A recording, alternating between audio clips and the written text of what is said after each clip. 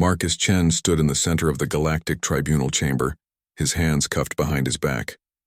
The room was massive, built to hold beings from 100 different worlds. Above him sat the judges, creatures with too many eyes, too many limbs, or bodies that didn't make sense to human vision. They all stared down at him like he was an insect that had crawled onto their dinner table. The Zetherian prosecutor was speaking. The translator in Marcus's ear turned the clicking and whistling sounds into words he could understand. This human violated our sacred quarantine laws. His ship entered restricted space. He brought foreign contamination to our worlds. This cannot stand unpunished. Marcus wanted to laugh. His ship had a malfunction. The navigation system died, and he drifted into their space by accident. He tried to explain this 3 times already. Nobody wanted to listen. The head judge, a being that looked like a floating jellyfish made of light, spoke in a voice that echoed through the chamber. Marcus Chen of Earth, you have been found guilty. However, we are a civilized society. We do not believe in execution. Marcus felt a small hope flicker in his chest. Maybe they would just fine him. Maybe they would ban him from certain sectors. He could live with that, the judge continued. Instead, you will be sent to Kragath Prime for 30 cycles. If you survive, you will be free to go. The hope died instantly. Marcus had heard of Kragath Prime. Every freight hauler in the galaxy had heard the stories. It was a death world, a place where the galaxy dumped criminals they wanted dead but couldn't legally kill. Nobody survived Kragath Prime. The Zetherian prosecutor made a sound that the translator called a laugh. The human will last perhaps 3 cycles, maybe 4 if he is lucky. The last prisoner survived only 6 hours. Marcus looked at the alien. The Zetherian had 6 legs, a body covered in blue-green scales, and eyes that stuck out on stalks. Right now, those eyes showed something Marcus recognized even across species. Satisfaction. The alien was happy about this. Do you have anything to say? The head judge asked. Marcus took a breath. He thought about his childhood on Earth, growing up in the reclaimed wastelands of Nevada. He thought about his years working salvage in deep space, pulling apart dead ships in the void. He thought about the time he spent 2 weeks in a broken shuttle with no heat, eating emergency rations and drinking recycled water. 30 days? Marcus said. I've had worse camping trips. The chamber fell silent. Then several aliens made sounds the translator couldn't interpret. Marcus guessed they were laughing at him. Let them laugh. They didn't know what humans could endure. 2 days later, Marcus stood in the cargo bay of a prison transport ship. They had given him supplies. A damaged environmental suit that barely worked. 7 days' worth of food bars. A multi-tool that looked like it had been used to pry open 100 hatches. A water filtration unit. And a distress beacon that wouldn't activate for 30 cycles. That's it? Marcus asked the guard. The guard was a species Marcus didn't recognize. It had 4 arms and spoke through a mechanical device attached to its throat. Previous prisoners received the same. None required more. They did not live long enough. Comforting, Marcus muttered. The planet has gravity 1.4 times your Earth standard. The atmosphere is breathable but acidic. The rain will burn through your suit in hours. The wildlife is aggressive. Everything on that planet wants to kill you. The guard made a gesture that might have been a shrug. I almost feel sorry for your species. They sent you to die for a crime that deserved a fine. Marcus looked at the alien.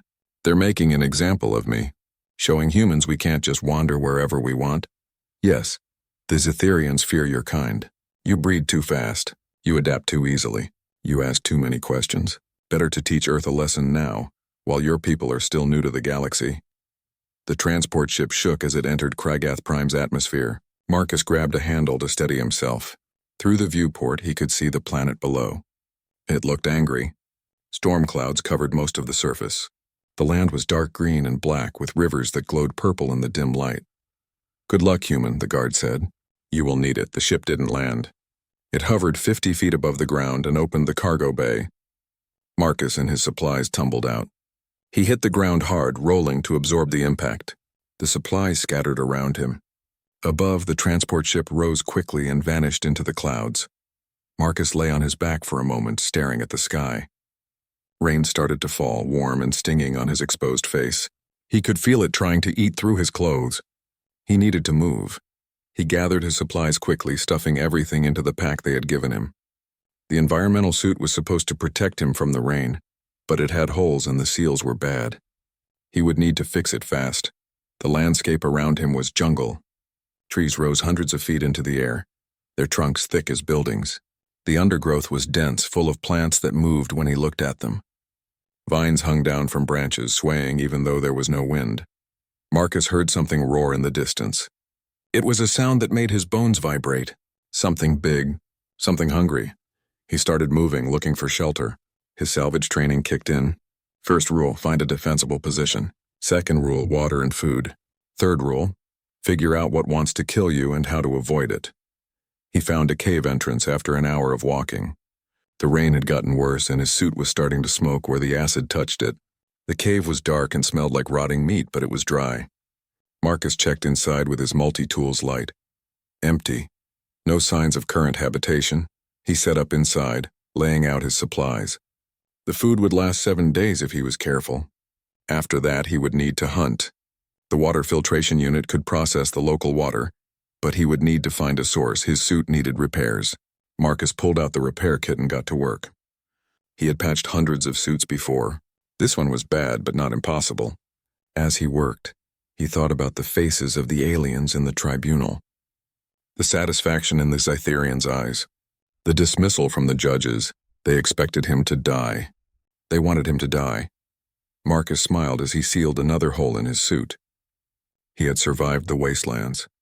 He had survived deep space. He had survived a childhood that would have killed most aliens before they reached adulthood. 30 days? He would survive 30 days and walk off this planet with a smile. And when he did, he wanted to see the faces of everyone who had sentenced him here. That would be worth everything. Outside, something screamed in the jungle. It was answered by another scream and another. The sounds echoed through the cave. Marcus finished repairing his suit and lay down to sleep. Tomorrow he would start learning the rules of this place. Every environment had rules. Even death worlds. You just had to be smart enough to learn them and tough enough to survive the lesson. He closed his eyes, using his pack as a pillow. The sounds of the alien jungle filled the air. Back on Earth, people slept to noise like this. They called it white noise. It helped them rest. Marcus Chen, freight hauler from Earth sentenced to die on a death world, fell asleep with a smile on his face. The aliens had no idea what they had done. Marcus woke to screaming. Not human screaming, something else. Something that sounded like metal being torn apart mixed with an animal's death cry. It came from outside his cave and seemed to go on forever. Then silence. He waited in the darkness, his multi-tool gripped tight in his hand. The silence was worse than the screaming. After 10 minutes, he heard something moving past his cave. Something huge. The ground shook with each step. Marcus counted the footsteps. 6. The thing had 6 legs. When the sounds faded, Marcus let out a breath he didn't know he was holding. First lesson learned. Big things hunted at night. Stay hidden at night. He waited for dawn. When light finally came through the cave entrance, it was dim and red. The sky here never got bright. Marcus put on his repaired suit and stepped outside. The jungle looked different in daylight. More dangerous. The plants had teeth. Not fake teeth or thorn-like things. Actual teeth like something that belonged in an animal's mouth. They snapped at him when he walked past. He needed water. His filtration unit could clean anything, but he needed something to clean. Marcus followed the sound of running liquid and found a stream. The water was purple and smelled like copper. He filled his container and let the unit work. While he waited, he studied his surroundings. Survival meant understanding the environment. Back on Earth, in the wastelands, his father taught him this. Learn what kills you, then learn how to kill it back. The gravity was heavy. Every step took more effort than it should. But humans were built for endurance. Marcus had read once that humans were persistence hunters. They ran prey to death over long distances. Most aliens couldn't do that. Their bodies were built for short bursts of speed or strength, not for endless endurance. Here, in heavy gravity, that might be his advantage. He saw his first animal an hour later. It looked like a cross between a lizard and a wolf, with 6 legs and a mouth that opened sideways. It watched him from behind a tree.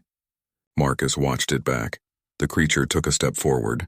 Marcus picked up a rock and threw it. The rock hit the creature in the head. It yelped and ran away. Yeah, that's what I thought, Marcus said to the empty jungle. He found tracks later that day. Big tracks. Massive tracks. Each footprint was the size of his entire body. 6 of them arranged in a pattern, the same thing that walked past his cave. Marcus followed the tracks, staying careful, staying quiet. The tracks led to a clearing. In the clearing was a kill, something the size of a transport truck torn apart. The big thing had eaten its fill and left the rest. Marcus studied the scene. Claw marks on the trees, broken branches 30 feet up. Whatever made these tracks was huge, strong, and could climb. He also noticed something else. The other animals avoided this area. There were no sounds here, no movement in the undergrowth.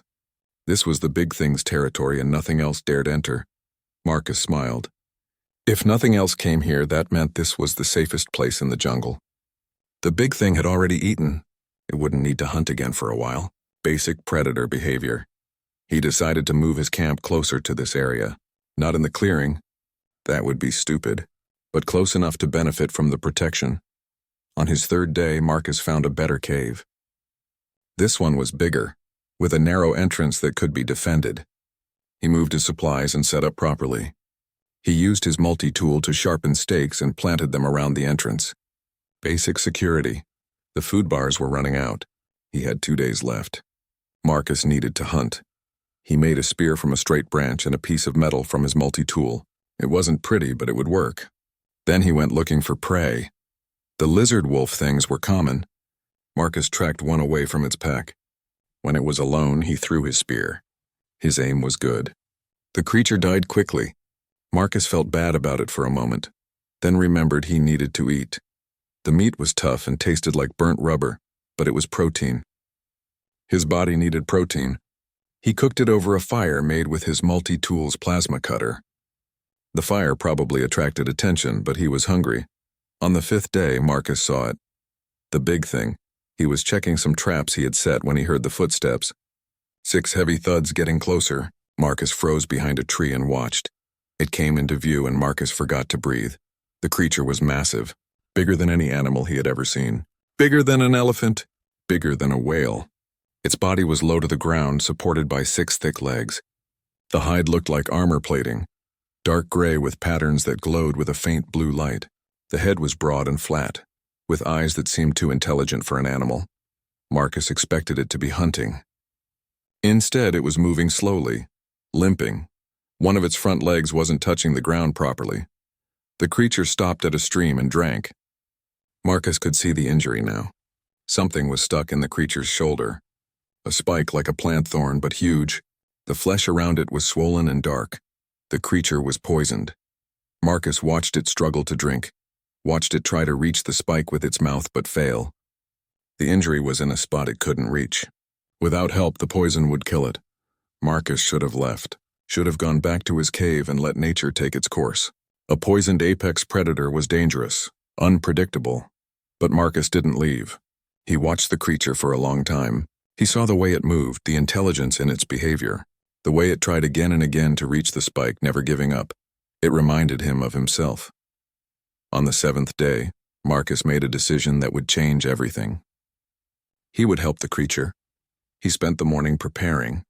He gathered plants that seemed to have medicinal properties. He tested them on small cuts on his own arm, seeing which ones helped and which ones hurt. Back on Earth, humans had learned medicine from plants. Every culture had its healing herbs. He made a poultice from the plants that seemed to reduce swelling. Then he gathered the last of his food bars and approached the clearing where the big thing rested. The creature saw him immediately. Its head lifted and those intelligent eyes locked onto him. Marcus felt his body go cold. Every instinct screamed at him to run. He didn't run. He placed a food bar on the ground, about 20 feet from the creature. Then he backed away slowly. The creature watched him. It didn't move toward the food. Marcus waited. An hour passed, then 2. Finally, the creature crawled forward and sniffed the food bar. It ate it in one bite. Marcus returned the next day with more food. This time he placed it closer. The creature was weaker now. The poison was spreading. It barely lifted its head when Marcus approached. "Hey there, big guy," Marcus said softly. "You're in rough shape." The creature made a sound. A low rumbling that Marcus felt in his chest. Not aggressive, more like acknowledgement. Marcus placed the food down and sat nearby. Not too close, just close enough to show he wasn't a threat. On the 9th day, Marcus made his move. The creature was very weak now. It could barely stand. The poison was winning. Marcus approached with his poultice and his multi-tool. The creature watched him but didn't move.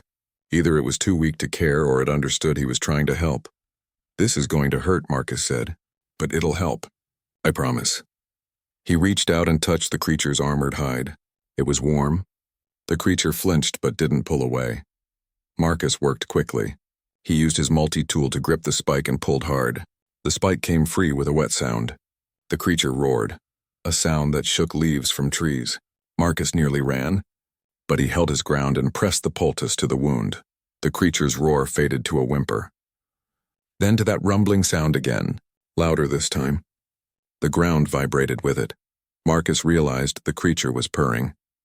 He sat next to the massive beast, his hand on its hide, and smiled. "Yeah, I'm pretty great, aren't I?" The creature made that rumbling sound again and very gently nudged Marcus with its massive head. Marcus Chen, sentenced to die on a death world, had just made a friend. The creature didn't leave. After Marcus removed the spike and treated the wound, the massive beast stayed in the clearing.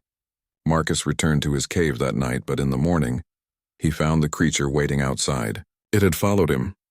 "You're like a giant puppy," Marcus said, looking up at the enormous head. "A puppy that could eat me in one bite." The creature made that rumbling purr sound. Marcus decided to call it Tank, because it looked like a living tank and because Marcus wasn't creative with names. Over the next 3 days, Tank's health improved. The poison left its system and the wound began to heal. Marcus changed the poultice every day. Tank let him do it without complaint, sometimes even rolling onto its side to make it easier.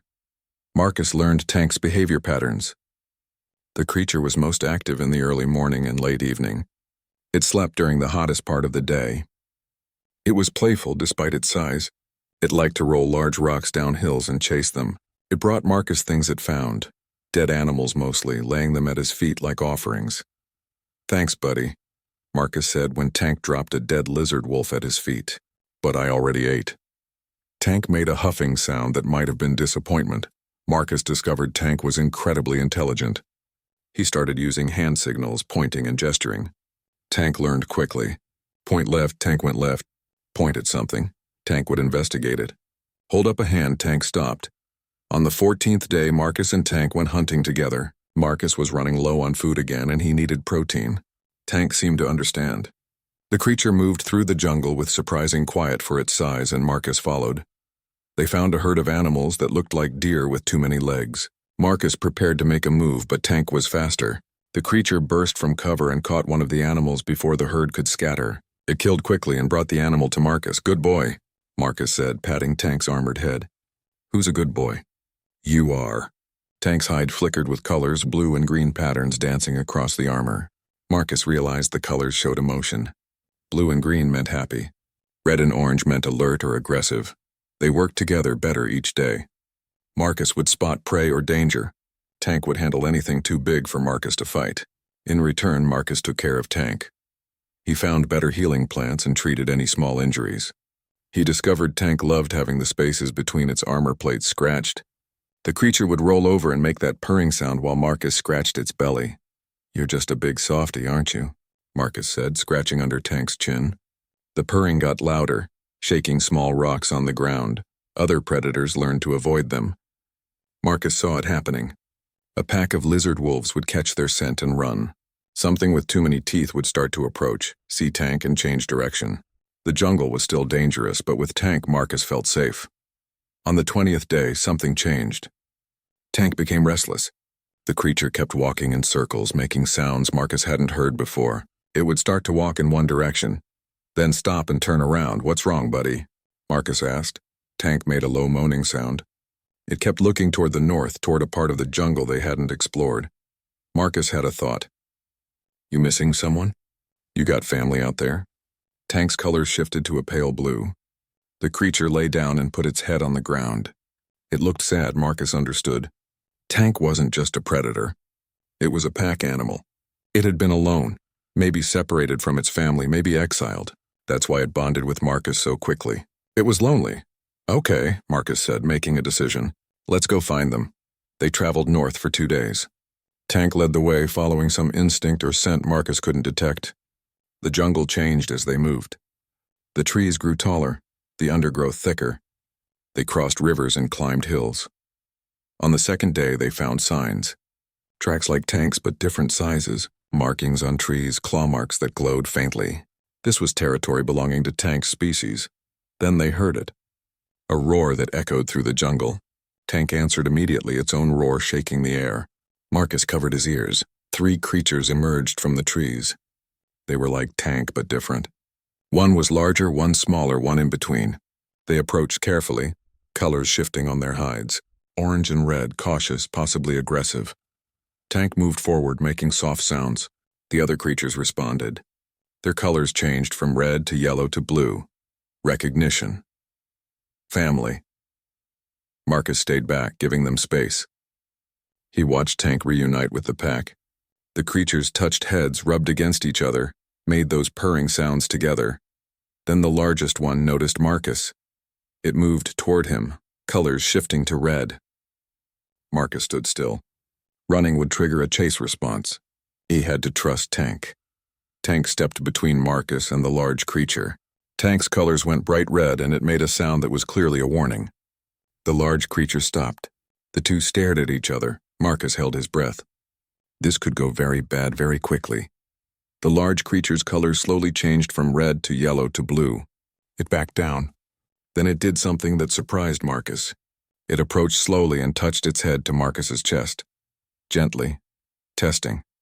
Marcus reached up and patted the creature's armored head. "Hey there, big guy. I'm Marcus." The creature's colors went fully blue. It accepted him. Tank made a happy sound and rubbed against Marcus, nearly knocking him over. The other creatures approached, curious. Marcus let them sniff him, touch him with their massive heads. He scratched them behind their sensory plates. They all started purring. Marcus Chen, human from Earth, had just been adopted by a pack of apex predators. Over the next few days, Marcus learned the pack's behavior. They hunted together using complex strategies. They communicated with color changes and sounds. They played together, wrestling and chasing each other like puppies. They protected each other, and now they protected Marcus. The smallest one, which Marcus named Scout, liked to follow him everywhere. The medium one, which he called Hunter, brought him food constantly. The largest one, which Marcus called Boss, seemed to have accepted him as part of the family. Marcus built a better camp near the pack's territory. With Tank's help, he moved large stones to create walls. The pack helped, treating it like a game. Soon Marcus had a shelter that could survive anything the jungle threw at it. He showed them tricks, how to play fetch with large rocks, how to understand more hand signals, how to work together to trap prey. The creatures learned fast, faster than any animal on Earth. Marcus made harnesses from vines and tested them on Tank. The creature didn't mind. Soon Marcus could ride on Tank's back, traveling through the jungle faster than ever. The other pack members wanted harnesses too. On the 25th day, Marcus sat by his fire with Tank lying beside him. The other pack members were sleeping nearby. He looked at the distress beacon. 5 more days until it activated. 5 more days until the Zytherians came back. "You know I have to leave, right?" Marcus said to Tank. "When the ship comes, I have to go home."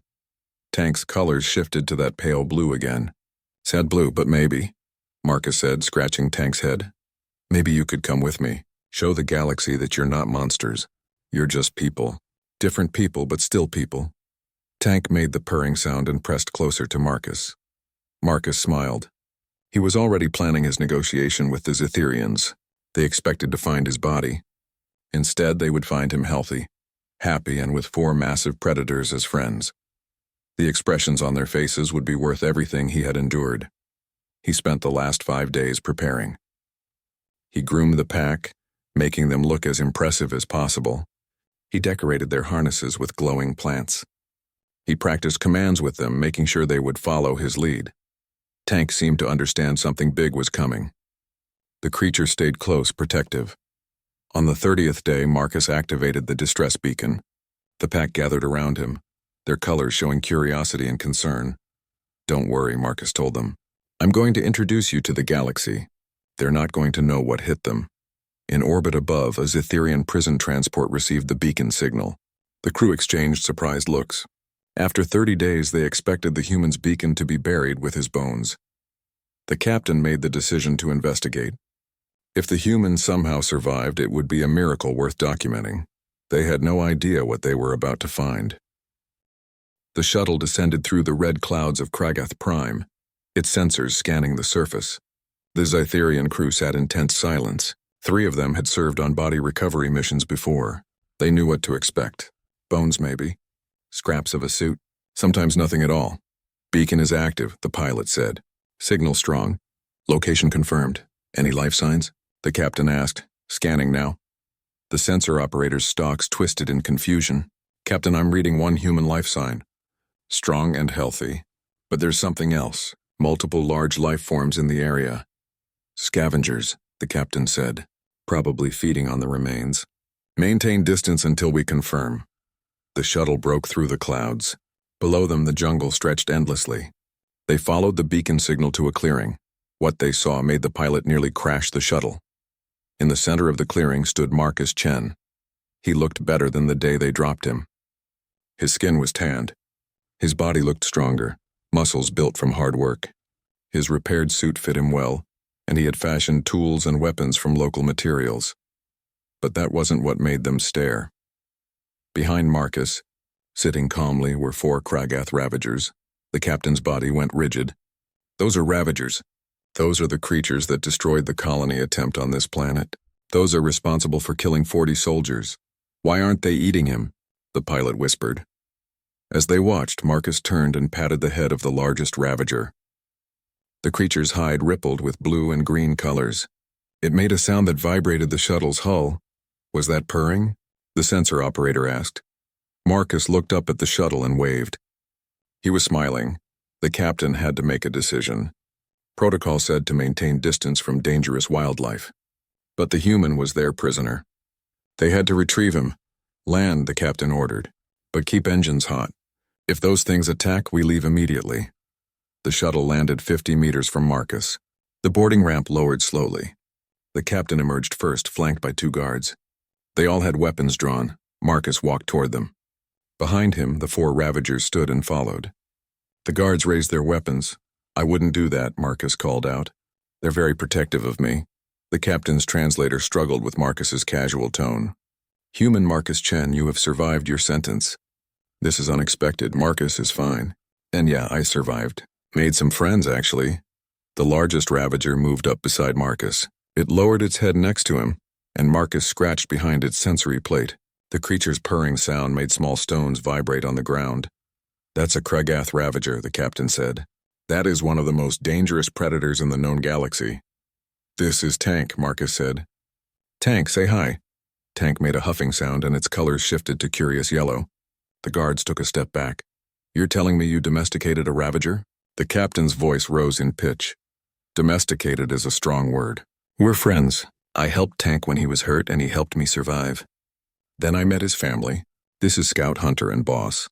Marcus pointed to each Ravager in turn. All 4 creatures' hides showed blue colors. The captain looked at his guards. The guards looked at each other. Nobody knew what to do. This situation wasn't in any manual. You cannot bring those creatures on the transport, the captain finally said. Then I'm not leaving, Marcus replied calmly. You must leave. Your sentence is complete, and I will leave. With my friends, Tank made a low growling sound. The other 3 Ravagers moved closer to Marcus, forming a protective circle around him. Their colors shifted to orange. Warning colors! The captain's stalks quivered. That is impossible. We cannot allow Ravagers on a civilian transport. They are too dangerous. Marcus sat down on a rock. Tank immediately lay down beside him. Then I guess we wait here until you figure something out. I've got food, water, and shelter. I can wait as long as you need. The captain wanted to argue, but he recognized a hostage situation when he saw one. Except the hostage had taken himself hostage, and his captors were Death World predators that followed his commands. I need to contact the tribunal, the captain said. You do that. Tank and I will be right here. The captain retreated to the shuttle. Marcus heard him arguing over the communication system. Words like impossible and unprecedented and career-ending decision floated across the clearing. Scout, the smallest Ravager, crawled over to Marcus and put its head in his lap. Marcus scratched its chin. They're having a hard time with this, huh, buddy? Scout's purring answer was softer than Tank's but still powerful enough to feel. Hours passed. The shuttle crew watched nervously as Marcus played with the Ravagers. He threw rocks for them to chase. He inspected their hides for injuries. At one point, he even napped using Tank as a pillow while the other three stood guard. "He's insane," the pilot said. "Or brilliant," the sensor operator replied. "Look at them. They obey his commands. They protect him. He's done what the entire colony expedition couldn't do." Finally, the captain emerged from the shuttle. He approached Marcus, careful to stop well before reaching the Ravagers' protective circle. "The tribunal has reviewed your case. They have agreed to grant you several concessions in exchange for your cooperation." Marcus stood up. "I'm listening." "First, you will be provided with a cargo transport capable of safely containing the Ravagers. Second, your original charges will be fully pardoned. Third, you will be granted diplomatic credentials as a xenobiological consultant. And," Marcus prompted. The captain's body language showed discomfort. "And you will be compensated for the unauthorized use of Kragath Prime as punishment for a minor crime." Marcus smiled. "How much compensation?" "Enough to purchase your own transport ship." "Okay, now we're talking. Anything else?"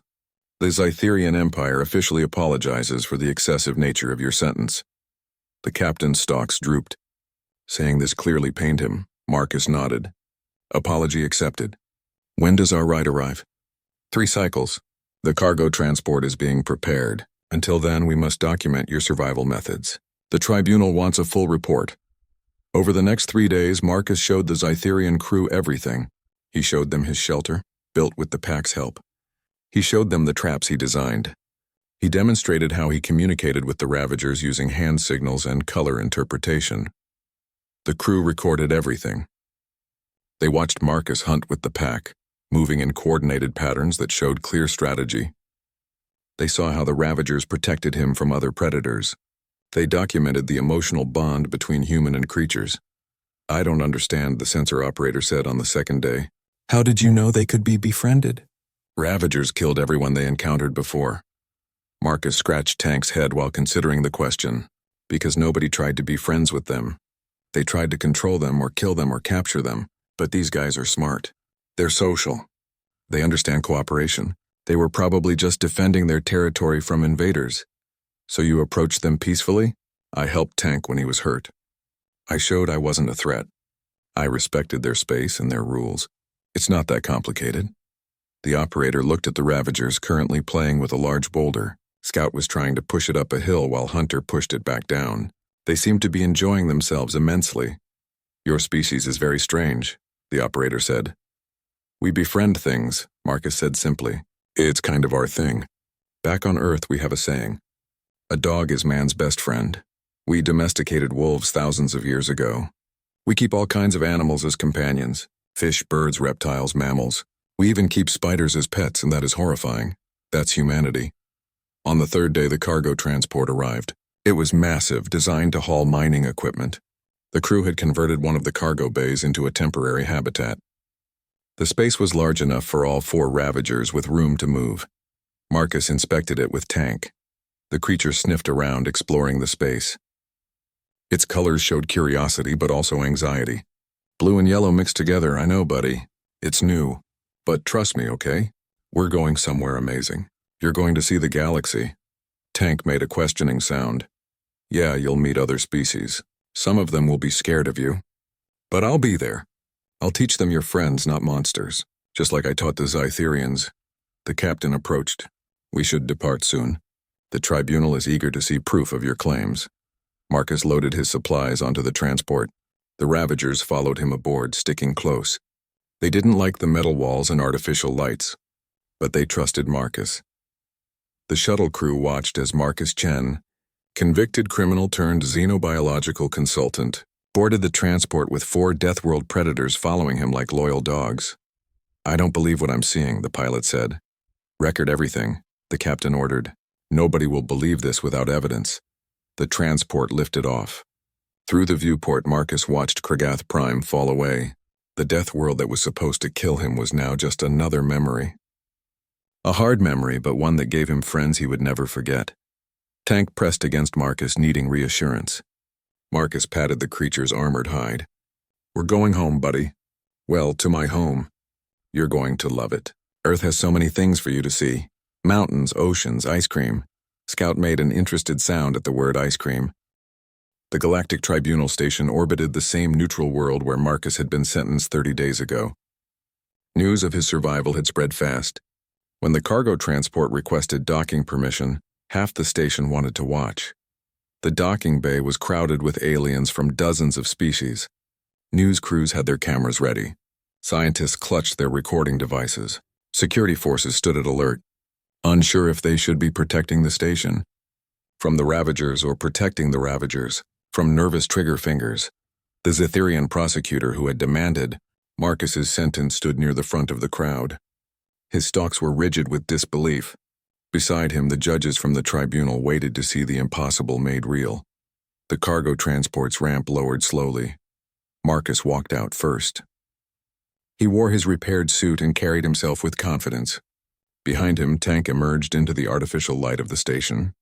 The creature's armored hide gleamed, blue and green patterns dancing across its surface. Scout, Hunter, and Boss followed, their massive forms filling the ramp. The crowd went silent. Cameras captured every moment. Marcus walked toward the tribunal judges. The Ravagers followed in formation, their movements coordinated and calm. They showed no aggression, but their size alone made several aliens back away quickly. Marcus Chen reporting as ordered, Marcus said. He sounded casual, like this was a normal day. The head judge, the floating jellyfish of light, spoke in a voice that trembled slightly. This is unprecedented. You were sent to die. How did you survive? I didn't just survive, Marcus said. I thrived, and I made friends. Tank moved up beside Marcus and lowered its head. Marcus scratched behind its sensory plates. The creature's purring sound made the deck plates vibrate. Several aliens jumped at the noise. The Zytherian prosecutor pushed forward. Those are Kragath Ravagers. They are killing machines. They destroyed our colony. They defended their home, Marcus corrected. You invaded their territory. They responded. That's not being a monster. That's being protective. They cannot be controlled. Watch this. Marcus made a hand signal. All 4 Ravagers sat simultaneously, their massive bodies settling onto the deck with perfectly synchronized movements. Their hides showed calm blue colors. The crowd murmured in amazement. Marcus made another signal. The Ravagers stood and turned in a circle. Another signal, and they lay down. Another, and they rolled onto their backs, exposing their armored bellies. They're not uncontrollable, Marcus said. They're intelligent. They understand cooperation. They form emotional bonds. You just have to treat them like people instead of monsters. A scientist pushed through the crowd. She was from a species Marcus didn't recognize, with crystalline features and multiple eyes. How did you communicate with them? How did you learn their behavior patterns? I observed. I watched how they moved, how they interacted. I noticed their hides change color with emotion.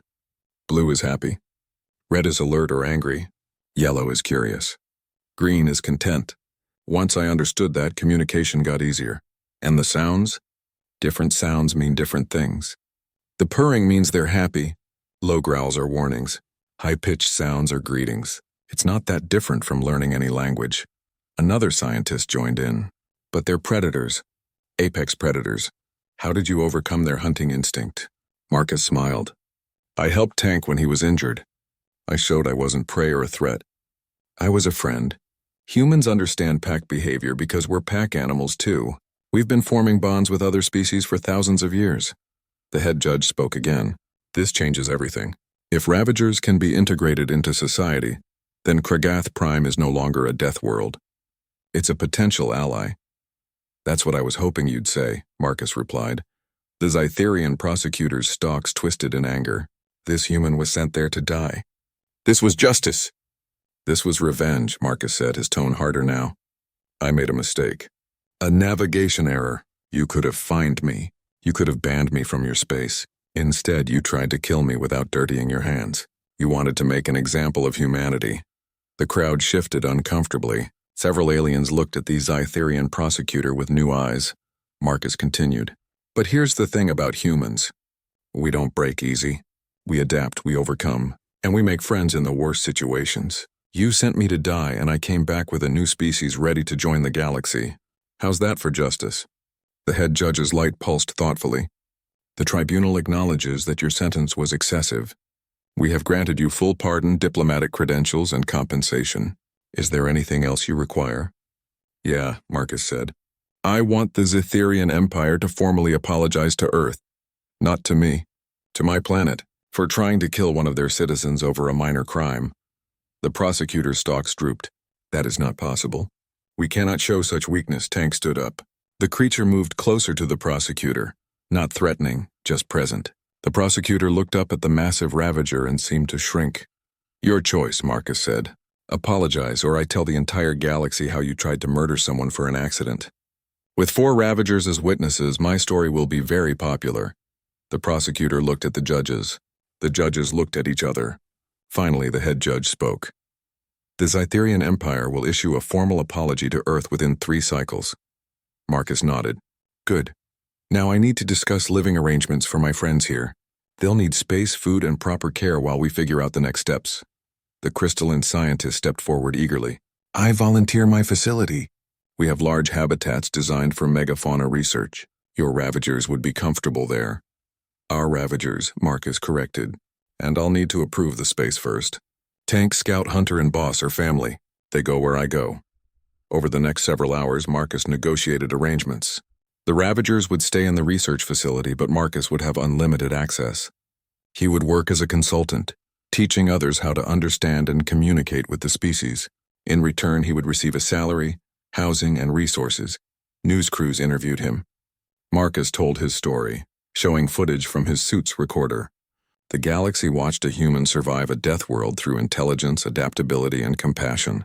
They watched him befriend creatures that had destroyed a military force. The images of Marcus playing with the Ravagers, riding on Tank's back, sleeping surrounded by the protective pack went viral across 100 worlds. Humans became overnight celebrities. People wanted to know more about the species that could befriend anything. Back on Earth, Marcus's family watched the news with tears and laughter. His father, who taught him to survive in the wastelands, raised a glass to his son. That's my boy. Knew he'd be fine. 3 days later, Marcus stood in the new habitat with Tank and the pack. The space was enormous, designed to mimic Kregath Prime's environment. Trees had been imported. A water system created streams and pools. The gravity was adjusted to match their homeworld. Tank explored the space, colors shifting through curious yellows and happy blues. Scout splashed in a pool. Hunter tested the strength of the trees. Boss surveyed the territory and seemed satisfied. Marcus's communicator buzzed. It was a message from the Zetherian Empire's diplomatic corps. They wanted to hire him. They wanted him to return to Kregath Prime and help them make contact with other Ravager packs. They wanted to turn their failed colony into a partnership. Marcus smiled. Tank, want to go back home? Show your people that the galaxy isn't so scary. Tank's purring answer shook the ground. Marcus sent his reply, yes, but on his terms. He would be the lead negotiator. He would ensure the Ravagers were treated as equals. He would make sure nobody tried to control or exploit them. Earth's government contacted him next. They wanted him to train others in xenobiological relations. They wanted to establish a program for human-alien cooperation. They wanted to show the galaxy that humanity's greatest strength wasn't weapons or technology. It was their ability to understand and befriend other species. Marcus accepted. He would teach. He would share what he learned. He would help humans connect with the galaxy in ways nobody expected. That evening, Marcus sat in the habitat with Tank lying beside him. The other Ravagers slept nearby, their massive forms rising and falling with slow breaths. The artificial stars above mimicked Kregath Prime's red sky. You know what's funny? Marcus said to Tank. They sent me there to die. They wanted to break me. Instead, I found you. I found purpose. I found a way to show the galaxy what humans can do. Tank made a soft rumbling sound. The look on the Zetherian prosecutor's face when we walked off that transport? That was worth everything. Every hard night. Every dangerous moment. Every time I thought I might not make it. Worth it. Tank shifted closer and Marcus leaned against the creature's warm hide. We're going to do great things together, buddy. We're going to show the galaxy that monsters don't exist, just people who haven't been understood yet. Around the galaxy, the story spread. The human who survived a death world. The man who befriended monsters. The species that could pack bond with anything. And in a docking bay on Earth, a new cargo ship was being prepared. the name painted on its hull, the Kragath Friendship. Marcus Chen had been sent to die. Instead, he changed the galaxy.